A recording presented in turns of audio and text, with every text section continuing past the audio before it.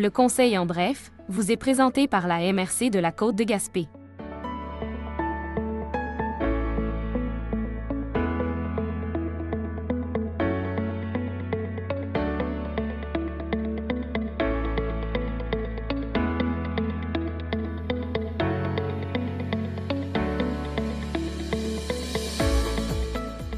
Bonjour.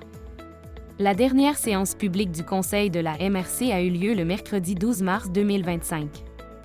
On s'entretient avec M. Daniel Côté, préfet de la MRC de la Côte de Gaspé et maire de Gaspé, sur les principaux éléments qui étaient à l'ordre du jour. La MRC a adopté une résolution en lien avec les orientations gouvernementales en aménagement du territoire. Pouvez-vous nous expliquer ce qu'il en est? Oui, en fait, c'est dans le jargon populaire, c'est peut-être compliqué à comprendre les orientations gouvernementales en aménagement du territoire. Mais si je parle aux gens de zonage, si je parle aux gens d'aménagement du territoire, je pense que les gens vont plus se reconnaître là-dedans. Dans le fond, tout ce qui gouverne l'aménagement de notre territoire, les zones résidentielles, commerciales, industrielles, etc., ça se retrouve souvent dans un plan d'urbanisme qui est à l'échelle locale. Au-dessus du plan d'urbanisme, on a un schéma d'aménagement de l'ensemble de la MRC qui vient un peu donner des plus grands principes aux municipalités locales. Mais au-dessus du schéma d'aménagement, c'est là où se retrouvent les orientations gouvernementales. Les dernières orientations gouvernementales formulées par le gouvernement arrivent avec une série de principes, mais aussi des éléments assez pointus. Puis parmi les éléments pointus, ils sont venus catégoriser chacune des MRC au Québec. Jusque-là, on suit. Il y a 6 catégories de MRC au Québec. Dans les régions rurales comme les nôtres, souvent, on est classé E ou F. Il n'y a pas grande différence entre un classement E ou F, mais il y a une différence assez fondamentale. C'est quand on est classé E, comme nous. En fait, le pourquoi on est classé E, c'est parce qu'on a des perspectives démographiques positives. Donc, on devrait, dans les 20 prochaines années, voir un accroissement de la population. La statistique, c'est qu'on devrait avoir plus 2 habitants à partir de 2021 à 2041. Mais quand on prend la statistique de 2022 à 2042, on devrait avoir moins 460 habitants. Bref, si on avait moins 460, on serait classé F. Si on avait pris la statistique basée en 2022, mais on a pris la statistique de 2021, on se retrouve en démographie positive de plus 2 seulement, ce qui fait en sorte qu'on est classé E. Grande différence entre le E et le F. Si on est classé E, c'est qu'on doit toujours favoriser le développement du pôle central de la MRC. Donc, le pôle le plus développé de la MRC doit finir de se développer avant qu'on pense à développer les noyaux villageois. Et c'est là où le bas blesse pour notre configuration de MRC. Notre configuration de MRC, ici, les gens qui nous écoutent le savent, là, on a, oui, le centre-ville de Gaspé, mais qui est situé à une centaine de kilomètres du pôle de Murdochville, du pôle de Grande-Vallée, à 80 km du pôle de Cloridorme. Et au sein même de la grande ville de Gaspé, on a d'autres pôles villageois, d'autres périmètres urbains qui ont le droit de se développer aussi. Sauf que si on applique les règles de la catégorie E, on devrait d'abord développer tout le centre-ville. Quand le centre-ville serait rendu à saturation ou à maturité, on pourrait développer les autres pôles urbains des autres municipalités. Puis troisièmement, on pourrait développer les pôles urbains du reste de la ville de Gaspé, dans une forme de hiérarchisation des développements. Par contre, si on est classé F, on peut développer tous les pôles de façon concomitante. Fait que vous voyez un peu la différence fondamentale que ça crée. Donc, nos municipalités locales et aujourd'hui, notre MRC ont adopté une résolution pour qu'on soit classé F. Présentement, on est E parce qu'on a une démographie positive de plus 2. Mais on veut être classé F, comme à peu près toutes les autres MRC de la Gaspésie, comme à peu près toutes les autres MRC comparables au Québec. Bref, on n'a pas d'affaire à être classé E. Parce qu'à part la démographie très légèrement positive, tous les autres critères font qu'on devrait tomber dans le F et non pas dans le E. Puis si on est F, on va pouvoir continuer de développer nos villages, alors que si on est E, on va devoir concentrer le développement au centre-ville de Gaspé, dans les parcs industriels de Gaspé, avant de pouvoir développer les autres villages. Fait que notre positionnement est assez catégorique à cet effet-là. J'espère l'avoir résumé assez rondement. La MRC a adopté un appui au projet de création d'une réserve économique pour la Première Nation Mi'kmaq de Gaspé. En quoi cela consiste-t-il? En fait, les gens qui suivent un peu l'actualité auront vu une résolution similaire être prise par le conseil municipal de Gaspé il n'y a pas si longtemps. En fait, la Première Nation de Gaspé souhaite créer un territoire qu'on appellerait une réserve à des fins économiques. Au fond, notre nation ne veut pas avoir un grand territoire de réserve. Ce qu'ils nous disent et ce qui est écrit dans les documents, c'est qu'ils veulent que les terrains qui leur appartiennent déjà.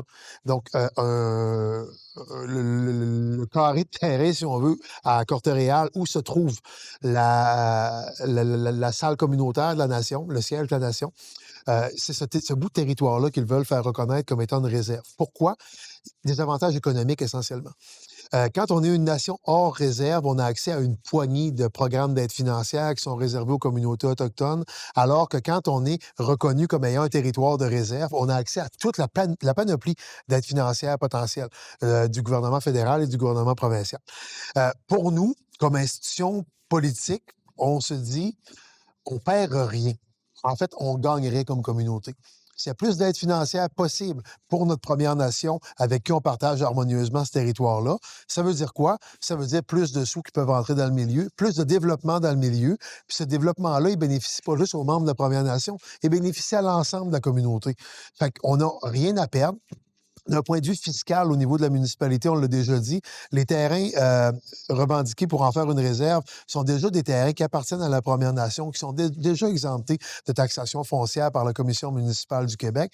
Donc, ça impacte nul au niveau financier, purement dans les livres comptables de la municipalité. Donc, au final, le Conseil des maires est sensible à cette question-là.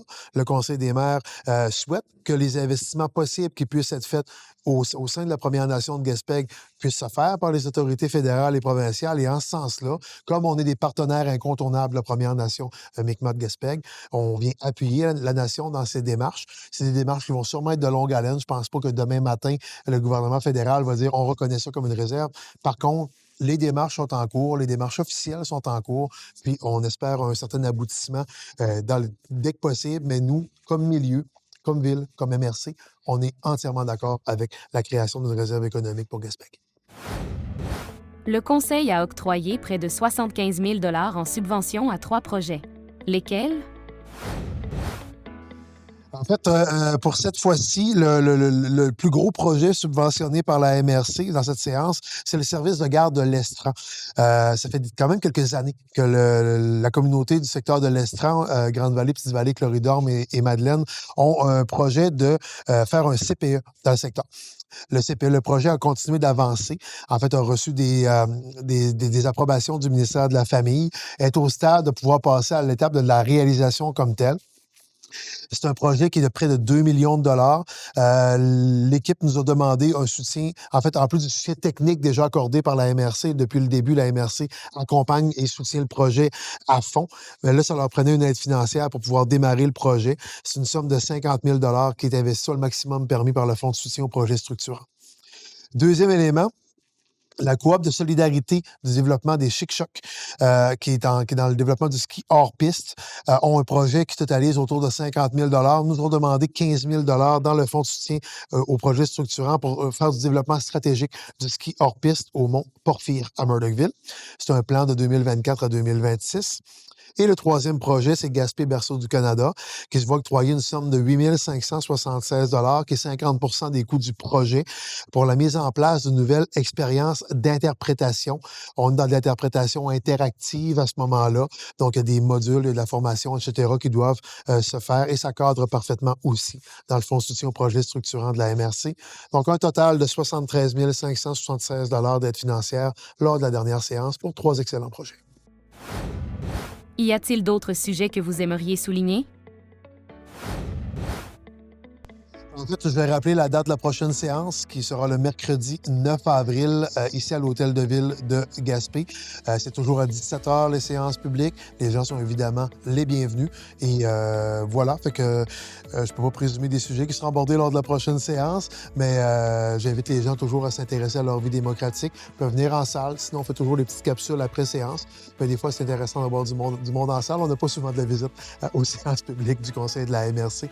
Donc, j'invite encore une fois les gens à venir le 9 avril à l'Hôtel de Ville de Gaspé à 17 h.